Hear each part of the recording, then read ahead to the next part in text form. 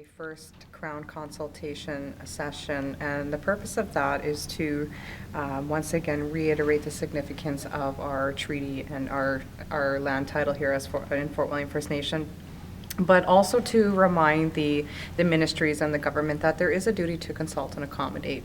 And what that consultation process looks like, it has yet to be outlined and defined by the Fort William First Nation, as we have not been given that opportunity. So this attempt here was to sit down and engage in a dialogue between both parties and say, look, this is where we're at. And before any decision is rendered, that decision ought to be made off of the best and most information, which will come from the community. And at that point, there has to be consultation with the community of Fort William First Nation. Who initiated today's meeting? Today's initiation was on Fort William First Nation's behalf. We decided to take a step forward and say, you know what, there's something has to be done here. We can't afford to lose any more land than we already have. We do have treaty rights and land title rights that ought to be respected. The consultation up until now has broken down substantially, and as a result, this is why we're here today. So out of all of this, Fort William, again, is willing now to sit down and say, look, where do we start with all of this? And before any decision is made, it is imperative that they receive the most information from our community, and that is the membership. So there is a duty to consult with the membership of Fort William First Nation and the surrounding territory.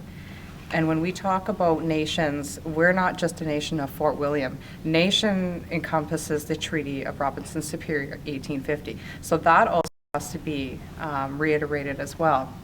So Horizon will have to consult with, a dozen communities before this kind of goes anywhere? Well, as a result, being a signatory to the 1850 Robinson Superior 1850 treaty, what that means is you have a duty not only to consult with my First Nation, you also have a duty to ensure that there's consultation at some level within our treaty. Treaty it wasn't in that context. And there was a few items of discussion in the beginning, and Fort William had some requests about the list of invitees and just how this meeting should take place. And you know what, there was a little bit of disagreement there, and as a result, they voluntarily left. However, they did offer to provide any kind of technical questions or answers if they were required, but ultimately at the end of the day, this discussion was to be had with the Crown. So ultimately, they're the ones that we need to be having these discussions with now, because